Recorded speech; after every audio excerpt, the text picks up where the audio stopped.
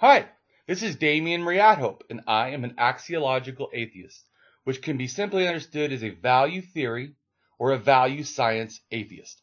And I'm here with a guest. Could you go ahead and tell us your name and what kind of atheist you are? Well, I'm Matt Dillahunty, and I may be different kinds of atheists depending on who I talk to. For me, it's pretty simple. If you believe or you are convinced there's a God, you are a theist, and everything else, you're not convinced, so you're an atheist. That doesn't necessarily mean you're convinced there are no gods, although generally speaking, I am. But I think there's kind of a mistake in adopting a burden of proof unnecessarily. And at the end of the day, everything that I accept to be true is a tentative position that is subject to revision. I'm not claiming absolute certainty about anything. In fact, I argue that you can't have absolute certainty about anything. So my position is, I am unconvinced that there is a God. And in many cases, and possibly all cases I've been presented with, I am in fact convinced that those gods are not real because they set up a scenario in which if that God were real, it would contradict something that we observe in reality, or something would make no sense. So maybe you've got a God out there somewhere who's hiding, but that God is indistinguishable from one that doesn't exist.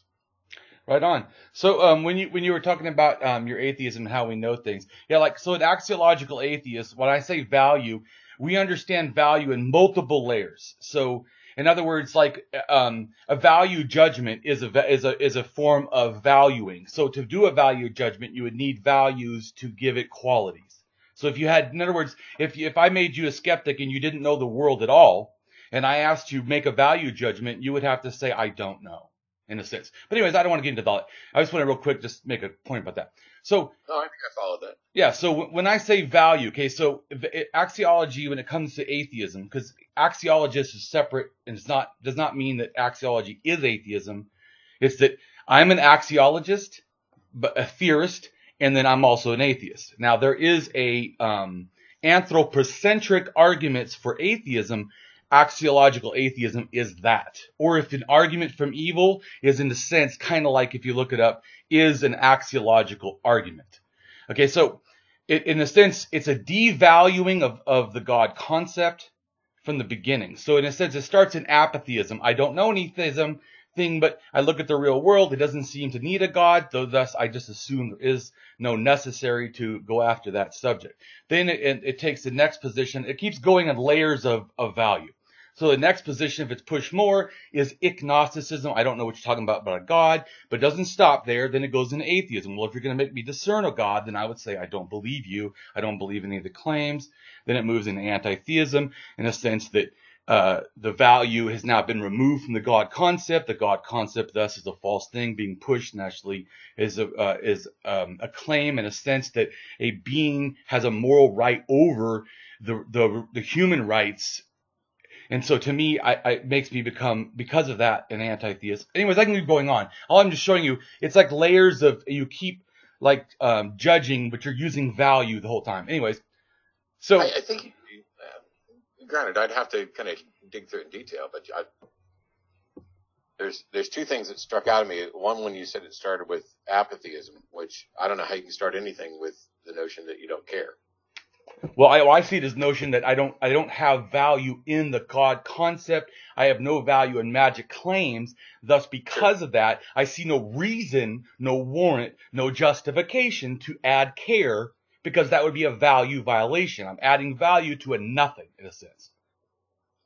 Well, I think that there's a problem there in that so whether or not somebody has presented an idea, a concept that is sufficiently coherent for you to evaluate is different from I have no reason to care. I mean, if somebody says, hey, let me tell you about Fergal-Burgle. Right. Okay. That's nonsensical, essentially, and so you're going to have to tell me what Fergal-Burgle is and how you know it, et cetera, blah, blah, blah. I don't think that is on the same tier as the God claims, which is why I did a video about the problem of theological non-cognitivism, essentially saying that the idea is empty and devoid, because that's something that you would, I think, judge after the fact. So the reason I care about this subject at all is because I find myself in a world where not only am I a former believer, but there 70% or more of the population on the planet currently believes in some version of this. So there's a motivation to study to find out, okay, is anything that they're putting forth coherent? And if so, okay, it should be worth some study. And if not, why the hell do so many people believe this? And so that kind of drives at least my interest in the subject, is that I used to believe this and I don't. And I know some of the reasons why I don't, which makes it so frustrating when I can speak to other people who believe and give them essentially similar justifications to recognize the problem with their belief, and they don't give it up. Right, and I understand that. But what I'm saying is, in other words, I'm not an apatheist. I don't own that term in a sense. I'm an axiological atheist. I'm not an apatheist. What I mean is that when you start, in other words, before you knew there wasn't a God or there was a God, you just lived your life. In a sense, you lived in a sense of apatheism. That even if you saw a picture of a God, you wouldn't inherently just start believing or questioning belief. Now, I agree with you that I'm saying the value changes the more that in the world that is an infringement in a sense of you. So if the God concept was the same as people choosing bubblegum, you'd be apatheist. You wouldn't have any value. The reason that you have a value to go against it, to understand it, is because it's presented in a way that provides, in a sense, a threat, because in our country, say America, that if you don't believe, you might not be able to have a job. You may have issues like me. I had issues at the hospital, with the doctor because he was a theist and challenged me on being an atheist.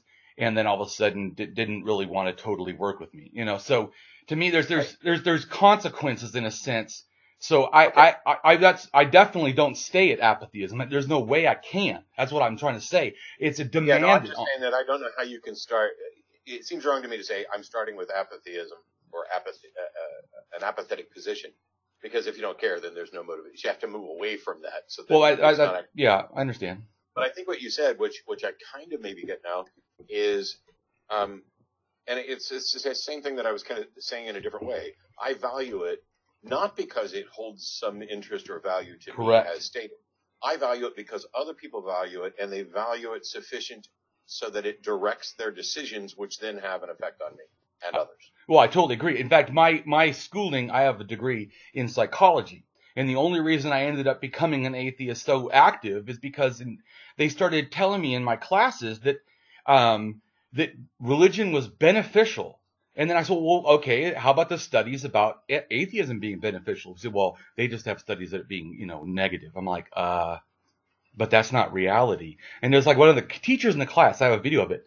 The teacher in the class tells me, everyone is spiritual.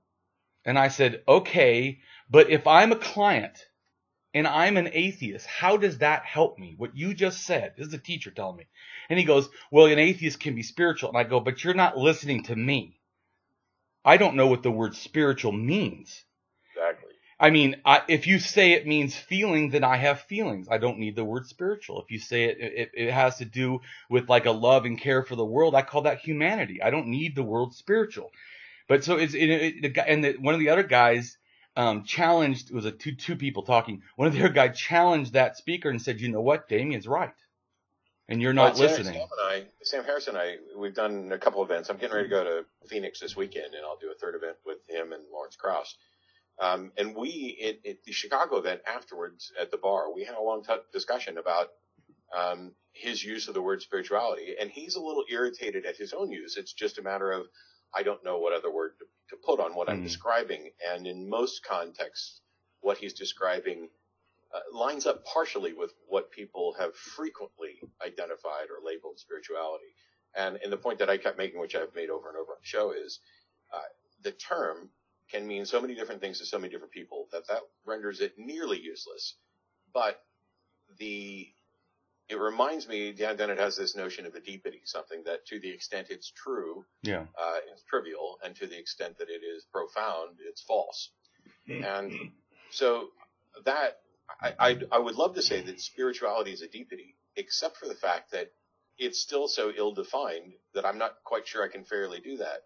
But what I think we understand is that the term carry so much baggage tied to the supernatural, tied to people's notions about the divine, Right. of the transcendent. And there's no good evidence for any of that being true. So when you remove all those things from how spirituality's been used, you are left with the things that you describe. Oh, I have a feeling, or there's something ineffable and ephemeral that I cannot accurately describe, and so I'm just going to call it spirituality. It's now a placeholder word for goddess. I don't know what this is, but it's cool. And I'm not even convinced that it is a thing or that it's cool, which was what I was talking to Sam about, because he has in the past used the word, although he mentioned that he's using it less and less, and I think that's because of the baggage that comes along with it, and the fact that it's just fostering confusion. Yeah. You know, if you have a term that is so ill-defined and so fungible in its usage, well, now just throw it out. If you want to talk about, the sort of Buddhist meditation that he's advocating for and losing this sense of self, I'd almost rather that we invent a new word and educate people on what that word is, rather than trying to adopt this other word and say, oh, well, this is my version of spiritual. It reminds me of the people. There's the God of classical theism, the Right. omni-God. He's all-powerful, all benevolent, all-knowing, etc. Logic and contradiction. Yeah, then there's all kinds of more specific and less specific gods. But then there are the people who are like, oh, well, this is what I mean by God. God is the universal mind and blah, blah, blah. It is rapidly getting to the point that God as a label is almost as useless as spiritual, except that we have a somewhat codified God of classical theism True. within theology and philosophy. So somebody took the time to define, this is what we're talking about for this God, and you are at a minimum going to branch off in different directions from that. We don't have that for spiritual. Right. No, I totally agree. And the fact that, like, the fact that someone like my mom, who is a very religious Christian, can say that she's not religious but spiritual, proves to me the word needs to be removed from an atheist. In fact, when I first became an atheist, I used to call myself, because I didn't understand, once again, to you what you say, I didn't understand how to use the architecture of non-religious words. So when I had these feelings, I wanted to say I had humanity, I care. So I used to call myself a spiritual atheist. But then people started talking to me, and I started realizing they're confused, and I don't want them to be confused. I need to stop saying that. Because I realize I don't know what it means. I'm in a similar position. I despise the word spiritual because every time somebody uses it, it's a little bit different. I also despise the notion of being I'm spiritual but not religious. Right. But what that person seems to be saying is, I have my own personal bag of beliefs, but I'm opposed to organized religion. Well, great. You still haven't told me what it is that you believe or why. The why being the more important factor of this. But it also reminds me of the people who want to claim as Christians that they are not part of a religion. They merely have a personal relationship with God. Right. So this isn't a religion. Christianity isn't a religion. My aching ass. Oh, totally it is a religion under every definition. And football fans may be religious under a number of different definitions of religion. So you don't get to exclude one of the two largest organized religions just because your particular denomination wants to pretend that it's less organized. Oh, we're just a group of Bible believers having Bible studies and doing our thing. You are still part of a religion, even if you're not, you don't subscribe to the Southern Baptist Convention, or you're not, Orthodox in some way. It's still a religion. And it's such a cop-out. And by the way, it's an admission that there's a problem with religion.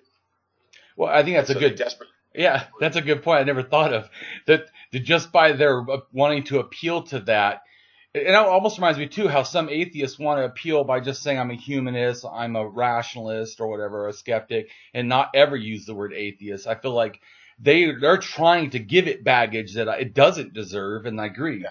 Religious people are doing the opposite, trying to remove baggage. I'm sorry. No, I was saying, so I was talking over you.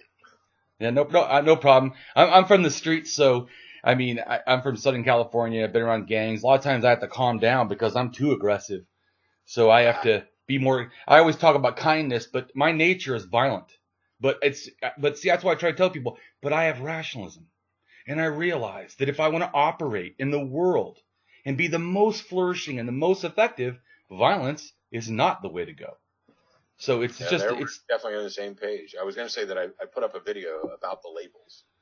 And while I'm happy to have as many people identify as atheists as are comfortable with it, I'm also not bothered if you don't want to use that particular word for yourself. I think you may be wrong and that this is something we could correct so that you don't see it as a negative to avoid. But I'd far rather have a world full of people who are identifying as free thinkers, secularists, humanists, by and large, not as big on the agnostic thing, but than to try to force people to use a label. Because what I care about in the end is what you actually think and why, and not what you call it. Because that would be kind of prescriptivist about language. I agree. Which I'm so frustrated with. I mean, granted, you and I have been talking for 14 minutes or so, and at no point have we had to explain what most of the words that we've used meant. Everybody else out there who speaks English has probably understood the bulk of what we say. So we recognize that, there's a kind of commonality in language, but it can only be effective to the extent that you and I share at least a similar understanding of the words. True. So while I'm happy for you to call yourself whatever you want, if you want to say, I'm a Walton informal, nobody knows what the hell that means. It may be an incredibly precise label. Right. I just picked two words off a book. Yeah. It's this book, by the way, which I highly recommend. Douglas Walton, Informal Logic. It's a handbook for critical argumentation. So I keep these two books here. This is Hurley's Concise Introduction to Logic, which is a college textbook that gets used a lot. And that teaches you the formal structure of logic. But this one is about having the conversations and being able to identify problems of those. So they're handy. Not to derail this, but no, I think you're hitting on the stuff I like to talk about. So that brings me up to two things. I want to talk about addressing agnostics. I'm an anti-agnostic, not against agnostic peoples. I'm against the idea that concept is meaningful and usable for me. It doesn't mean anyone else can define. I'm just saying for me, and I hear agnostic, I have a problem because it's A or not A in logic. So you're either an atheist or you're not. I don't know how you half believe something.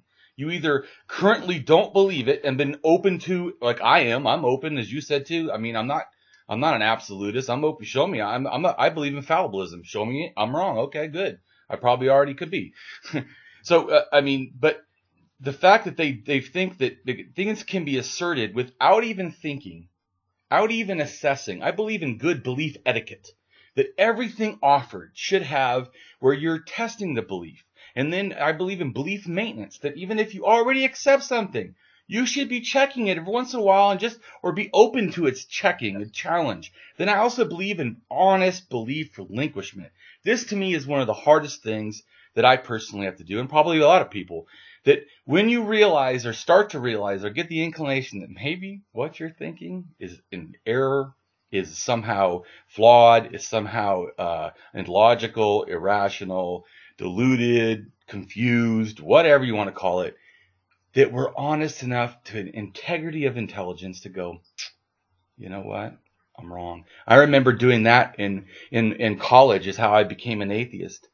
I was a theist, never for 35 years, and I never once questioned God. I always questioned Christianity, I questioned my parents, I never questioned the concept of God. I always thought it was a God, just everything else probably nonsense. I wasn't sure. But when I went to college and I maybe took 2 classes on religion for my psychology because I wanted to be a mental health counselor and help addiction especially. That's also why I have intervention training. So it helps me actually when I debate people because I've actually dealt with and I learned how to deal with completely irrational, sometimes intoxicated people and still get them to reason. So it's a serious task. I took several classes because it was not easy to get. But anyways, so quite easy to go on the defensive, and it's even if you're actually under attack, like in an intervention sort of situation, you're going to go on the defensive. And if you are, in fact, in an altered state of mind due to, drugs or alcohol, et cetera, that can be even more robust. You talk about, oh, well, you can't reason with, cats, or you can't reason with young children. There's lots of situations in which the person that you're speaking to, for whatever reason, simply can't be reasoned with or not very well at that time. And there are tools and tricks, I guess, for lack of a better word, to kind of diffuse that. And I think that what you've used in the process of helping people in addictive situations, they're probably not too different from some of the techniques that I've had to use on the TV show over the years, because the Socratic method of asking people questions is the best tool we have. Right. Because now, instead of me saying you're wrong, I ask you a question that forces you to realize that you may in fact be wrong, and that personal realization is light years different from somebody just saying you're wrong.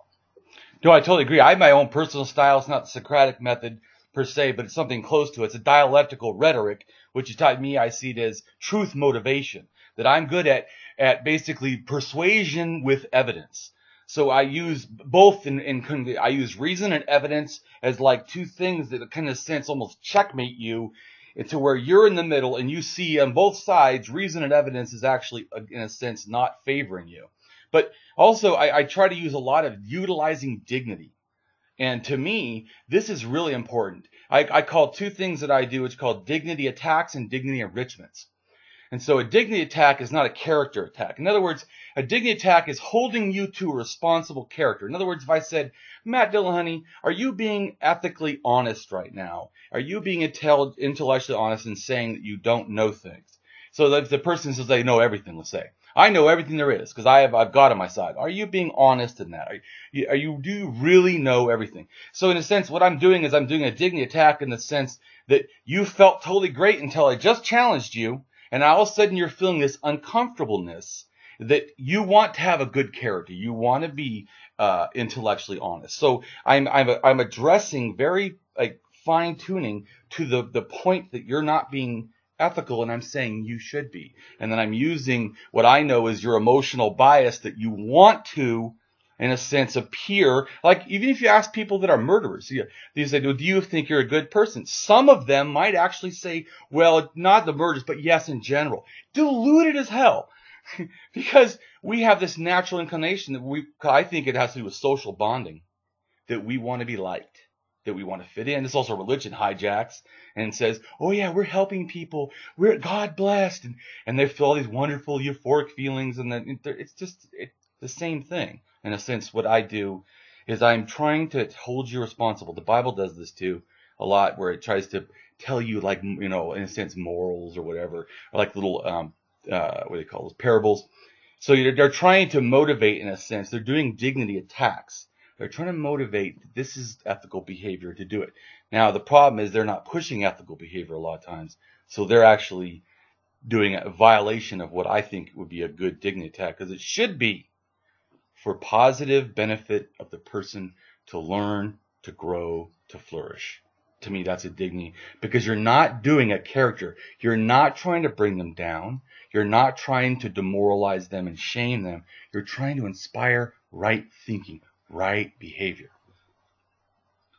And go ahead. Yeah,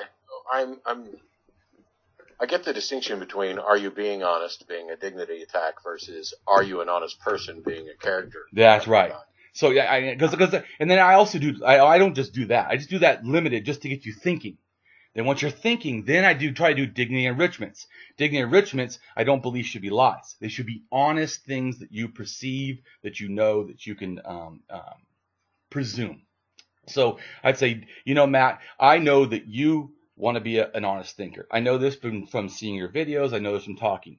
So if, let's say, you'd said something that was not honest, and I said, Matt, and instead of attacking in any way, let's say you said a lie, and you know it's a lie, and I know it's a lie. But instead of saying it's a lie, I say, Matt, I know that you can think honestly. I know that you can do better, and I believe in you. I believe in your power to be honest and intelligent. And so in a sense, I'm now doing the same thing, but I'm now kind of in the opposite, where I've done the positive motivation towards right thinking and right behavior.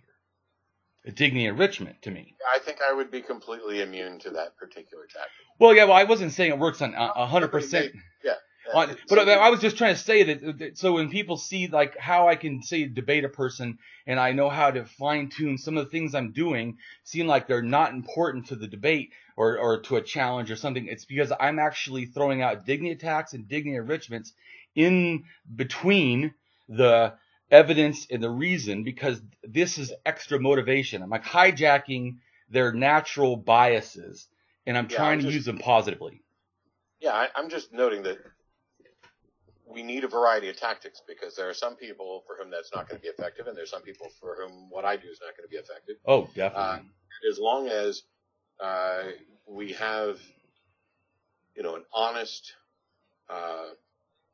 goal of actually getting to the truth, getting people to realize where they may be mistaken, making it possible for people to recognize, holy crap, I could be wrong, and then eventually, freeing themselves from this to make a better world.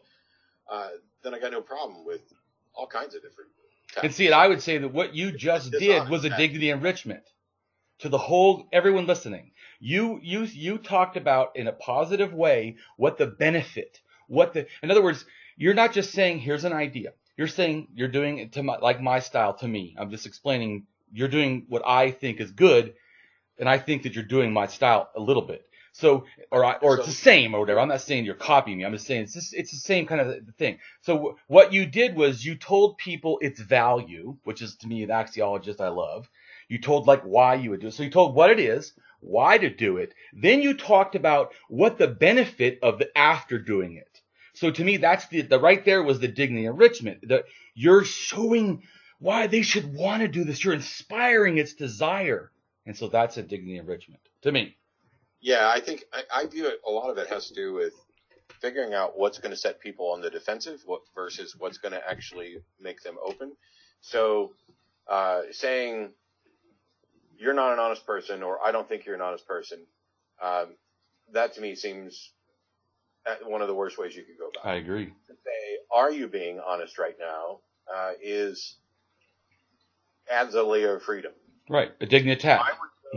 I'm not necessarily sure that it goes far enough. I think a lot of people will still feel that this is an attack on them, just phrased in a more politically correct way. And I think to remove a potential layer from this, to say, rather than, even there's a distinction between are you being honest and I think you're being dishonest, because the target is still their honesty. That's right. They're going to have some value to. And so I think there may be some benefit to phrasing it in such a way, okay, when I look at this, if I'm honest, I have to say, now all of a sudden it's me being honest, and I look at this and I say, if I here's the structure of the argument, and it seems clear to me, if I'm honest, whether or not this conclusion matches what I want, that this is a valid structure. Yes. Wouldn't you agree that that's a valid totally structure? Agree, yes. Set the content aside, here's a valid structure. And then get them to acknowledge this. And now all we're doing is talking about whether or not the premises of this argument are sound. And we can get into an honest thing there. And now without me saying, okay, if you think premise one is sound, are you actually being honest right now? Right. Instead, I would look at it and go, when I look at premise one, I honestly cannot view it as sound. Can you tell me how you can honestly view it as sound? Right, which I would say is a dignity attack. Yeah. Because you set it up what it was, and then you told him why what he's saying probably won't match unless it's your conclusion. I'm not saying you're wrong, man. I totally agree. And I'm saying it's totally, I would say that I would try to teach people that what you did is the correct way, and that how I would explain or give a term to what you just did as a dignity attack. Because you're doing it in a way that's not a character attack, but you're doing it in a way that actually motivates the person to want to do it. And then you even taught them what you think, which actually did, you primed them psychologically for what the right answer is. Which no, I think it's something fundamentally different from that. I'm telling them what I am and am not convinced of without asserting what the right answer could be. But that is the right answer. The right answer is you don't know. That is a right answer. In other words, if I said, no, that's not the case. Okay. it may be the correct answer for me to give based on what I know. Right. But it may not be the correct answer based on the topic under discussion. And what I can say is, when I look at this topic, I'm honestly not convinced. I see what you're saying. And I would like for you to explain how you are honestly convinced. Now, I wouldn't say that's a dignity attack on them, because not only have I twice removed it from anything that directly attacks them, I've now put myself in the position of the one who may in fact be wrong. They are now in a position of defending the claim that they have a burden of proof for. But you're talking about the claim of the whole. You said for the whole debate. Is that what you're talking about? What the debate topic was? Sure. Somebody's convinced there's a God. I'm honestly not convinced based on this claim that you've made. Can you explain to me how you honestly are convinced of this? Now, I've still maintained all this in there, but now all they're doing is saying, I need to defend this to someone who does not believe and who wants me to explain this. And then it prompts the series of questions afterwards. Right. So like I was saying, for me, when I hear you still say that, you're still offering that you don't see and that you would like. And so to me, when you say I don't, I'm not saying you were doing this intentionally. I'm saying for me, they're still priming. I don't see. If I just said, do you, then I'm only talking about them. I'm not saying I agree with you, what you did. I think it's what you did, I think, is more persuasive towards actual producing of change. Well, of course. So no, I'm just saying, I think the difference is where the direct point of question is, because am I questioning their honesty, or am I saying I am unconvinced and you should be able to present this? And right. But it's still a challenge to their honesty, because you've basically said either you provide an honest answer, or I will assume that you only have dishonest ones in a sense, or that you are offering dishonest ones, because you're asking them as honest. So in other words, there's a difference to me in belief and honest belief in a sense. And people have belief, like let's say in a sense, I don't have to try to believe. Some things happen like without my choice in a sense, my subconscious, just maybe it's some other mechanism. What's that?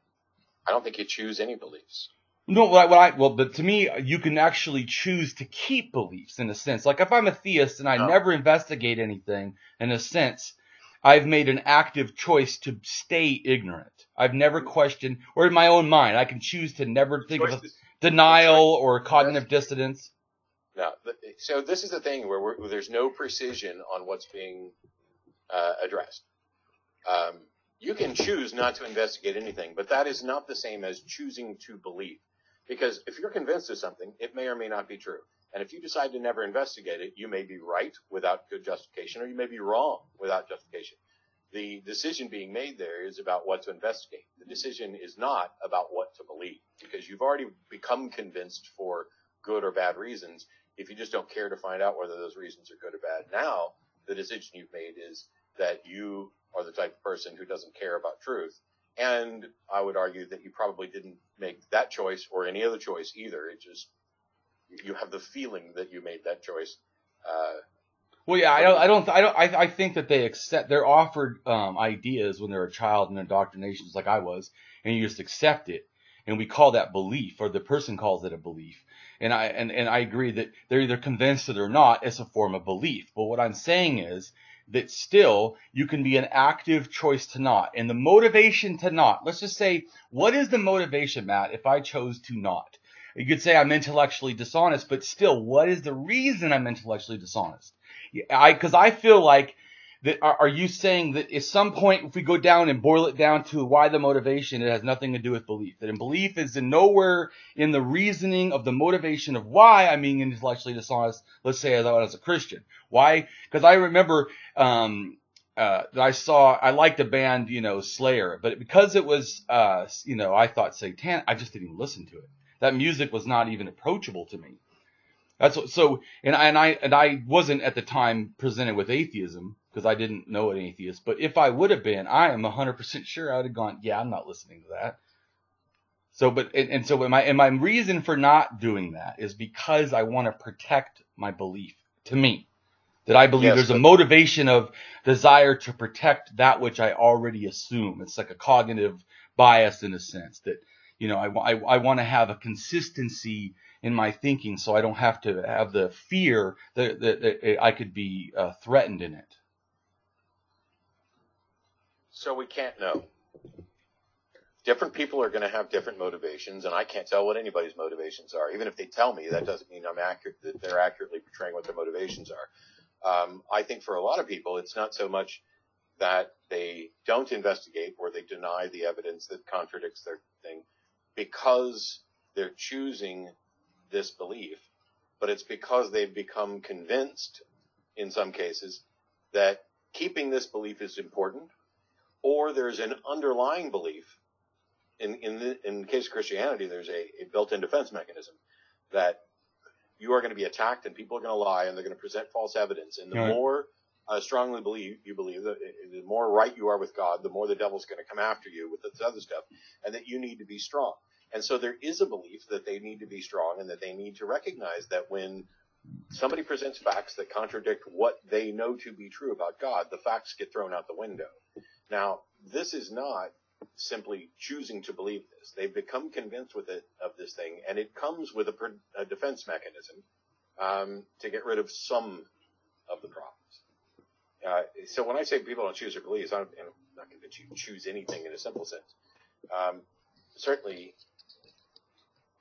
there's this layer of overlapping things. And so this is one of the reasons why I ask people, do you care about whether what you believe is true, or you care more that it's comforting or yours?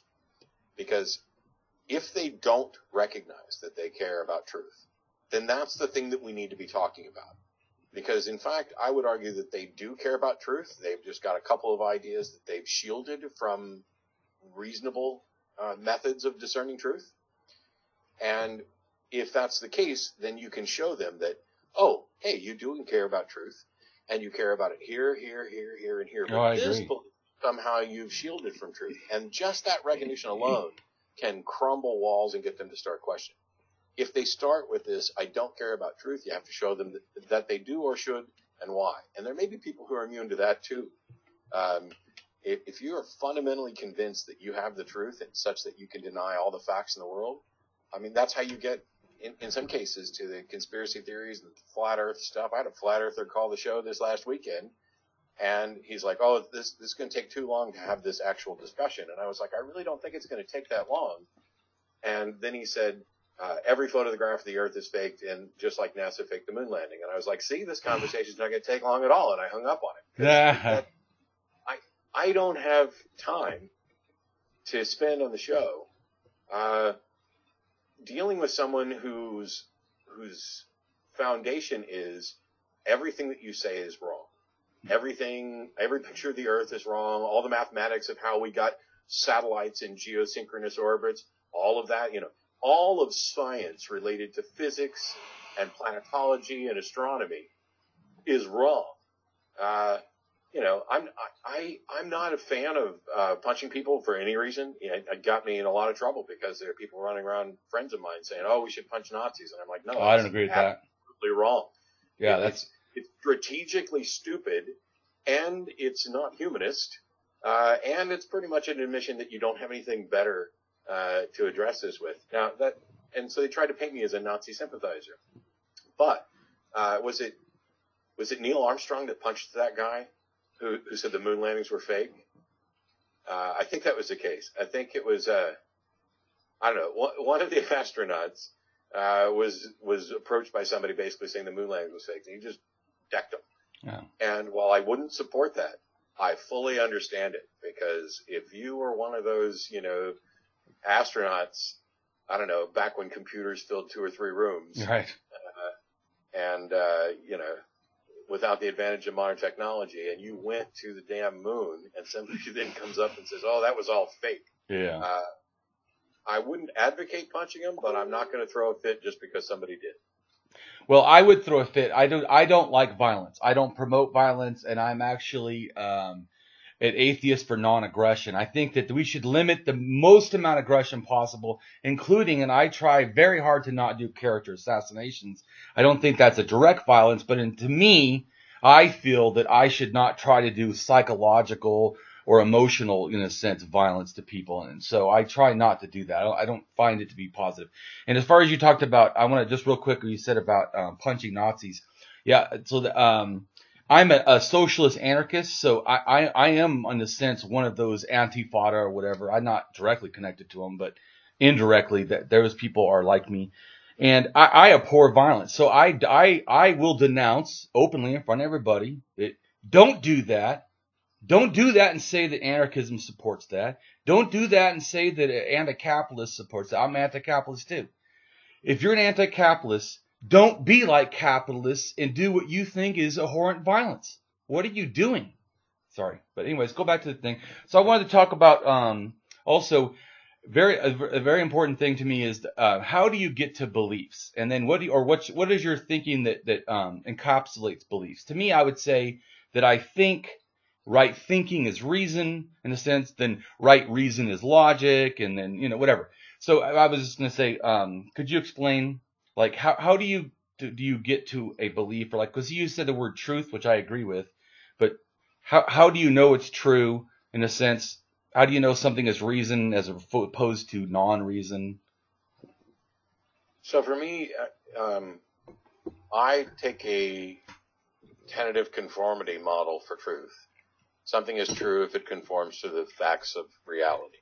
Now, you can have a separate discussion about whether or not we have access to the facts of reality, whether or not we're, in a matrix, solipsism, and all these other things. But at the end of the day, you and I are at least convinced that we're sharing a reality. Oh, totally. Huh? I said totally. I'm a scientific realist, so I absolutely. Yeah. So if me and the person I'm talking to are convinced that we are sharing a perceived reality, then there are facts about that reality which are subject to a knowledge type assessment where we can evaluate them, and some of them we can know, some of them we can't know. But the truth is, this claim is an accurate representation of what we perceive as real. That gets rid of all the gray about something. Then when it comes to belief, for me, if you say, I believe X, or I have a belief that X is, all you're saying is, I'm convinced that this is most likely the accurate state of affairs. And actually, Krauss and I had a kind of a disagreement about this when we were in Toronto, and I changed his mind. And then when we were in New York or Chicago, he had changed it back because he doesn't want us to use the word belief. He wants us to only use the word knowledge. This is a fundamental failing of somebody who does not think too highly of philosophy and has not dug in on epistemology. Because, first of all, a belief is merely the state of being convinced that this proposition is likely true. I agree. Knowledge is a little more difficult, because I think what most people mean by knowledge is that they are convinced of this belief to such a high degree of confidence that it would be worldview altering to discover that are wrong. What that means in the end is that knowledge isn't some special thing. Knowledge is a subset of belief. Here's 20 beliefs I have, and 5 of them I'm going to call knowledge. And all we're really talking about is how confident we are. Now, I agree. Some knowledge we are confident for very, very good reasons. If I drop this, it's going to fall. That I know that to be the case, and I have very, very good reasons for it. But at the end of the day, it's the beliefs that inform our actions, whether we call them knowledge or not. And so if somebody believes that vaccines cause autism, it doesn't matter whether or not they claim to know that vaccines cause autism. They're still going to act on behalf of that belief. But they don't cause autism, for anyone listening. Sorry. No. I'm saying if somebody believes this, they act on it whether they claim it's knowledge or not. Right. They are wrong in the case of vaccines causing autism. But the point is, we don't wait till we have knowledge to act. We don't wait until we have certainty to act. All it takes is, get past the tipping point to where you're convinced that this is the thing, and all of a sudden it becomes the foundation for actions, and those actions have consequences for that individual and for all the people around them, around them. That just means you're getting comfortable. That's a good thing. Yeah, it's why I care about beliefs. And if somebody tells me I know this is the case, I don't care that they said they know. To me, all they said was, I really, really, really, really, really believe this is the case. And as long as they're convinced, then let's address why they're convinced and find out if they have good reason or not. Yeah, I always think when someone says they know things, do you mean you have a justification? Because to me, I agree with you. Everything to me starts as a belief, in a sense that we believe things, or even if we build an axiom, to me, it's you first, before you prove that it was working, usable, in a sense, you just had a standard, which was a belief, and then you tested it, and then you know if that standard is usable, workable, fits reality, whatever. Like when you said reality, the philosophy thing I always think of is, to me, it starts in a sense of pragmatics. In other words, you're thinking. You have to just make an axiom of what maybe right thinking might be, that it seems, like you said, to fit in a sense, the correspondence theory of truth, reality of the world, that in a sense what I'm thinking is matching. And then when I figure that axiom is appropriate, then that's reason to me. In a sense, so in a sense, reason is built from a pragmatic state of, in a sense, naive realism or whatever. So, yeah, and I use the pragmatic foundations for all sorts of things. I mean, it's my solution to the problem of hard solipsism is utterly pragmatic, in the sense that maybe I'm in the matrix, maybe I'm a brain in a vat, maybe blah, blah, blah, blah, blah, blah. At the end of the day, I'm stuck dealing with the reality I experience until somebody shows me a way out. So that's my thing. I do the same thing with regard to morality. I think people make morality much more difficult than it needs to be. And that I actually am fine with throwing out the word morality entirely. I am, much along the lines with Sam Harris, concerned with well-being. I think it's the thing that we care about when we talk about morality. And if somebody means morality in a different sense, okay, we're talking about two different things. I'm talking about well-being. I'd like for people to view that as the foundation for morality, but if they don't, they probably still agree with me on well-being. And at the end of the day, if your view of morality does not address this issue of well-being, I think you've failed miserably somewhere. Yeah, I agree. My test for people that say they do or don't have a moral system is it unethical for a mother to care for their child? Because to me, I'm addressing care ethics, which I feel like a lot of morality, in a sense, naively acknowledges. Everyone would say, well, a mother has a right to take care of their child, as opposed to, say, feeding the world. Can they be unethical if they care for their child and do not care for the rest of the world? I would say no.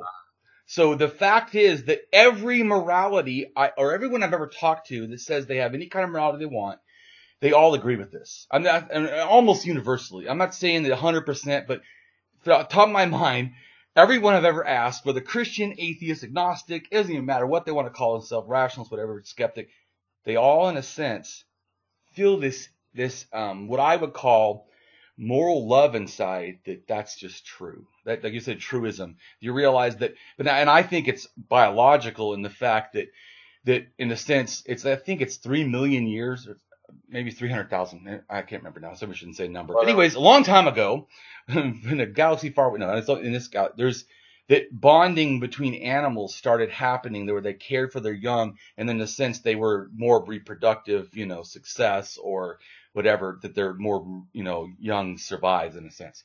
Well, there's a naturalistic fallacy hiding in there, but one of the things that caught me is that you added something to this the second time you said it, because the first time you said it, you said, is it unethical for a mother to care for her child?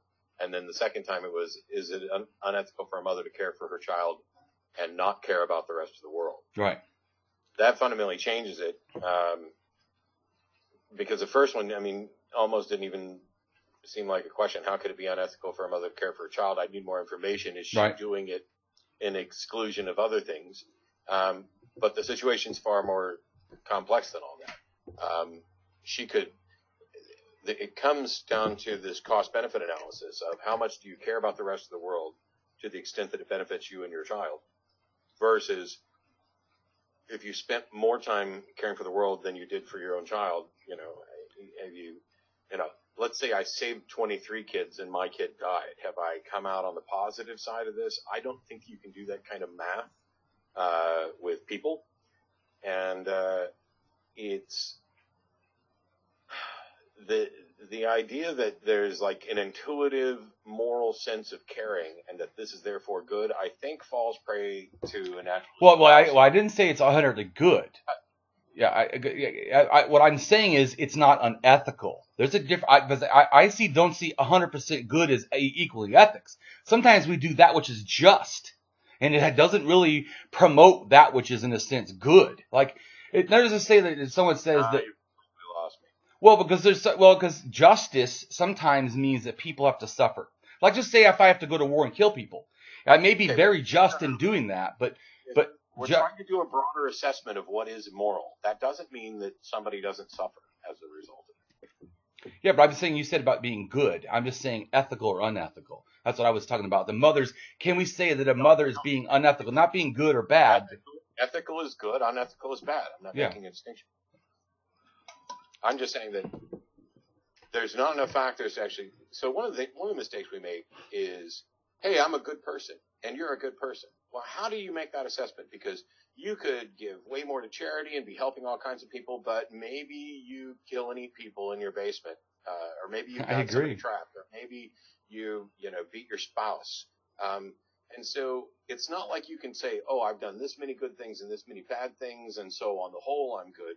It's very difficult to assess character, and so I don't attempt to.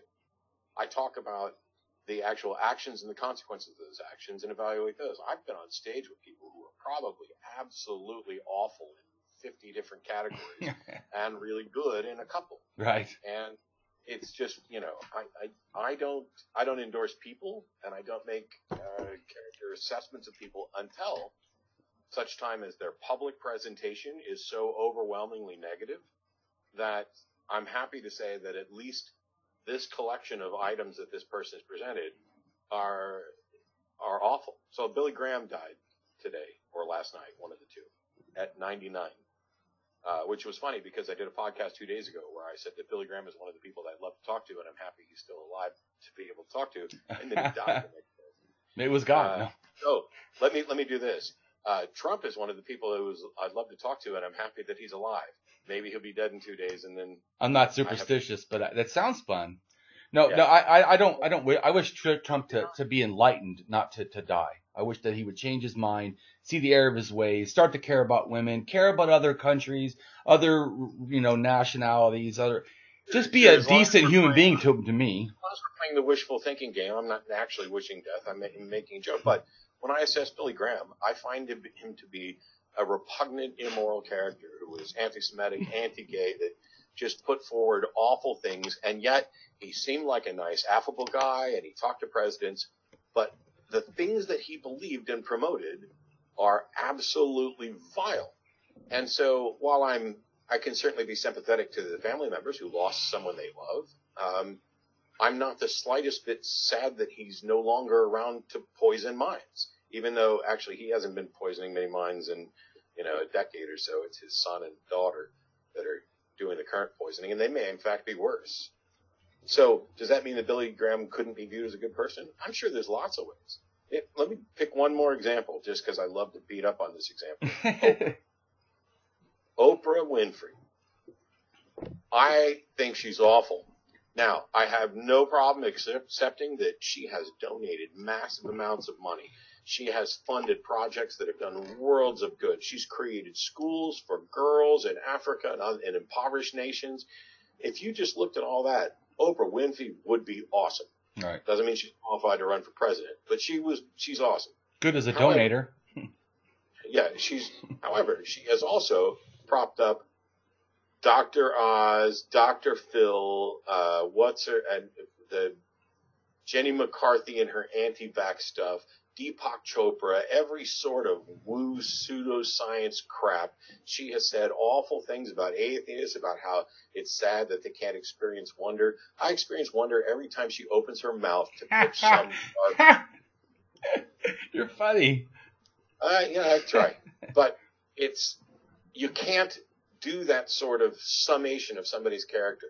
Oh, well, is the Dalai Lama a good person? I don't know. Take a look at slavery issues in Tibet or marrying off young girls. I mean, how do you balance this? Yeah. So instead, it's much better to look at individual actions and the consequences of those actions to evaluate. I mean, it's pragmatic again. I know at some point you'd kind of wanted me to talk about my past and how I got from there to here, but we've been going at it for like 50 minutes, and I don't know if there's time for that. Well, there's time for that. I just want to do this one thing. You said you don't endorse people. I do. And the reason I do it is because I try, not saying that I have to be balanced or anything, but I try to, for me personally, I want to be a person of value that sees value in others, promotes value, and then addresses and denies things that are disvalue. I feel that you have a real value. I don't watch a lot of videos, so I can't claim that I've watched probably even more than 3 videos of yours. So I apologize because I do think you're valuable. I just have so much time I have to allot towards what I'm doing. I saw your value in the moment that you almost opened one of your videos. It's that you present yourself in a way that you're ready to be both a teacher and a learner, and that is what I want to be. I want to be able to do both.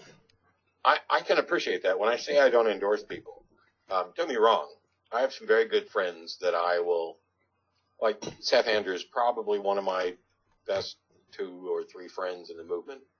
And I know him well enough that and we've spent a lot of time together, away from cameras, away from stages, that I generally assess him to be an incredibly good person and incredibly valuable. So if he comes to me and says, I have a project, would you promote it? Sure.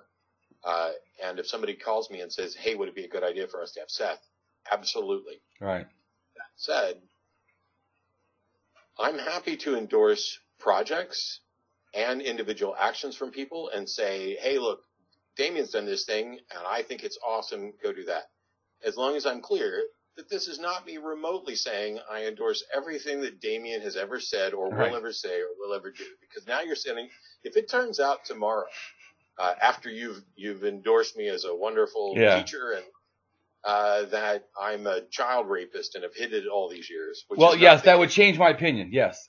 Overnight. If you were that child rapist, I'd be done with you. I would go out and campaign against you. Absolutely. Because I would be like, that kind of bullshit needs not to be in our movement. I'm sorry, I don't mean to be this issue of children, just real quick, is a big issue for me. I'm not going to go on a lot. I was extremely abused by religious parents.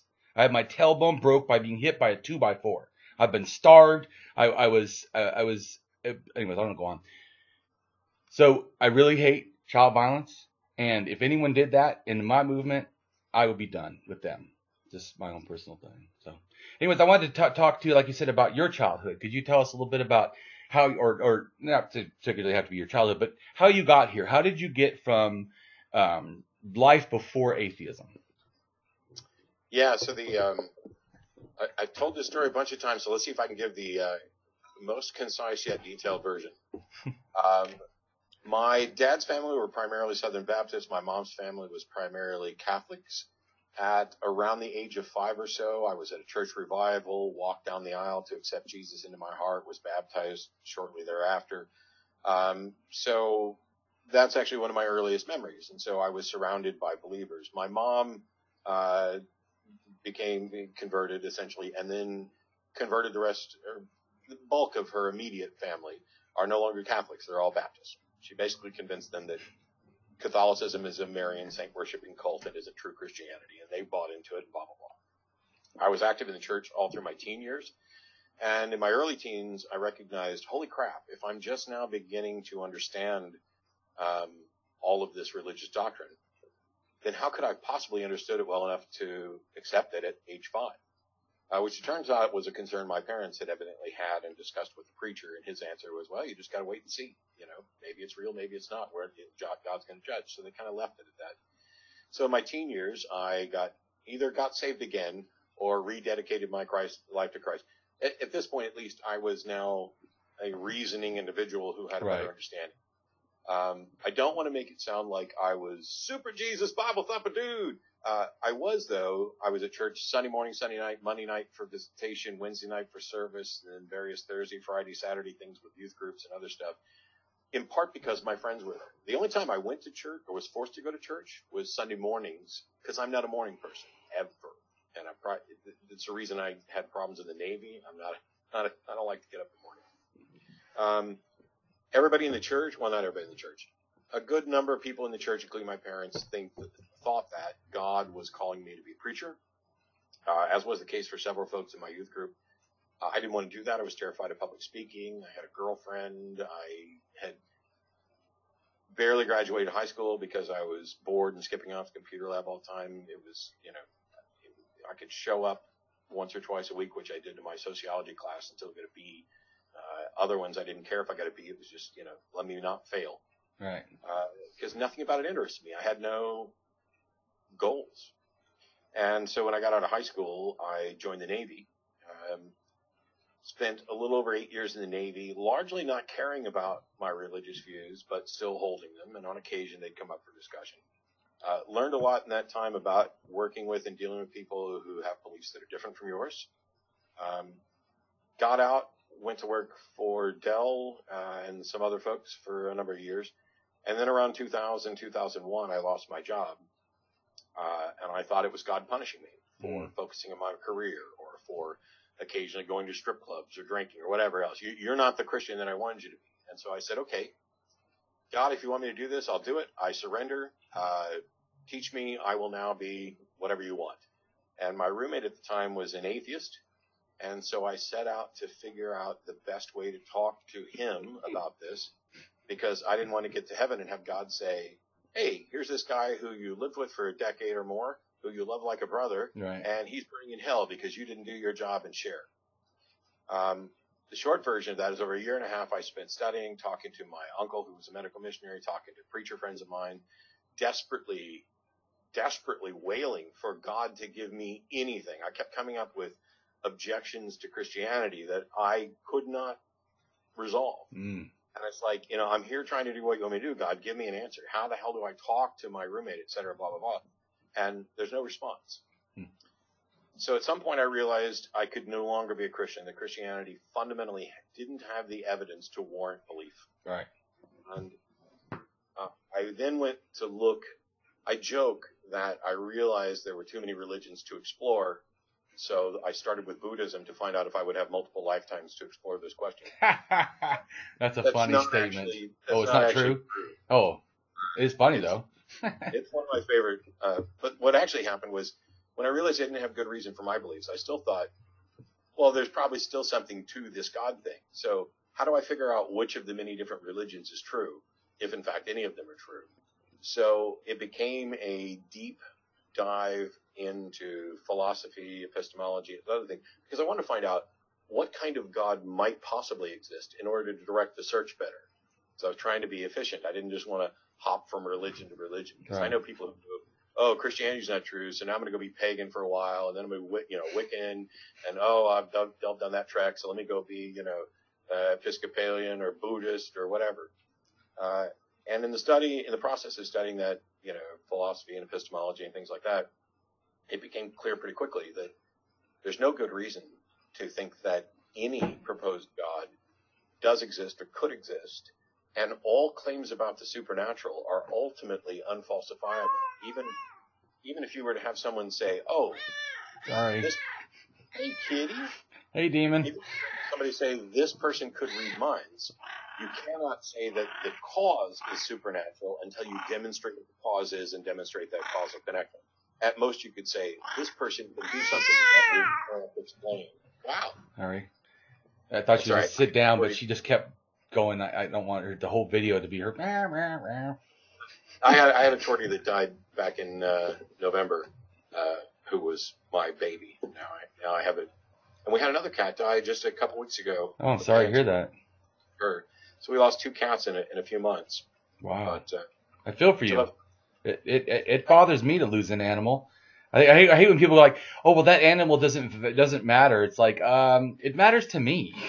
Yeah, and that's kind of the thing. I just got an email from someone. I haven't had time to reply, and I don't want it to fall through the cracks. And I don't want to derail this because we're coming up on the end. Yeah. But it was somebody saying, please help me. My brother became convinced that he had no good reason to believe that there's a God, so now he's an atheist. And now he spends all this time in this nihilistic depression that there's no sense in doing anything at all, or caring about yourself or caring about what you do, because ultimately it all amounts to nothing. And I've pointed out, I bought a new truck a year and a half ago. someday that truck's going to be in a junkyard rotting away. Does that mean that it's not of value to me now? Of course not. It is the now that matters. If you only view life as if some long last, like if somebody's going to build statues of you and worship you forever or revere you as a great thing, if that's your goal, you have the wrong goal. The goal should be, let me live the best life I can right now. Yes. It doesn't matter that you could shoot me in the head tonight and I would still die knowing that I value the fact that we had this discussion today, rather than me sitting here going, there's no point in, me and Damien talking about anything. I'm just going to die probably tomorrow. Yeah. How does the fact that I die tomorrow, like if you tell me, hey, we're going to execute you tomorrow, I'm going to enjoy to the best I can every minute up there. And I'm not going to worry about the death thing. I know that that's going to prey on a lot of people's minds, and I know that this requires discipline. But that old, I don't like the fact that there's a Lord appeal in there, but grant me the ability to change the things I can, and God grant me the serenity to accept the things I cannot change, courage to change the things I can, and the wisdom to know the difference. Yeah, I was in AA for 18 years. I left it because I realized it's just a form of a offshoot of a Christian cult. But go ahead. Yeah, but I've become very good at, is there any good reason to think that I can change this thing that I'm worried about? And if the answer is no, then it immediately, or as immediately as possible, leaves the realm of me worrying about it. Because there's 100 other things for me to worry about every single day, and most of them I can probably do something about. So. Yeah, I totally agree. We can wrap it up. To me, I just say that as an axiologist, I want to live a value-driven life. In other words, that I want to add value as much as possible and try to remove things that are disvalue, like hate, harm, bigotry, racism, whatever. As much of that crap as I can help remove from the world, if it even a little bit, then I will feel like that is, to me, a good life. Yeah, and I can't find fault with that, as I do pretty much the same thing, only with the humanist label instead of, an axiologist. Well, I feel it. Axiologist, in a sense, is a humanist. I would think so. It's because an axiologist, for the simplest way for people that don't understand, it's the exact opposite of nihilism. Nihilism, in a sense, says that value cannot be known, communicated, understood, or utilized. And an axiologist would say the exact opposite. Value, because it's relating to humans interacting and are humans assessing, then value can be known, value can be communicated, and value can be utilized. So, yeah, I think I'm largely on board with all of that. Right on. And this is why I'm not too concerned with what labels people end up using. It's the ideas that matter. I mean, you could call all of that, Burgle, and now all of a sudden I'm a Burgle advocate. Right on. Well, I always say I'm a humanist too. I would say that I'm an atheist humanist. I use atheist a lot just because I know people don't understand all the ways that I think. So I just go, I'm an atheist, I'm a humanist. So I just make it simple. So I'm not saying that I always force people to understand, because some people don't, and I want people to actually understand. So I really appreciate your time, and I think that it added to understanding. Thank you very much. I look forward to sharing it and having other discussions on other topics soon. Oh, I'm definitely up for it. I appreciate it. And thank you for your time.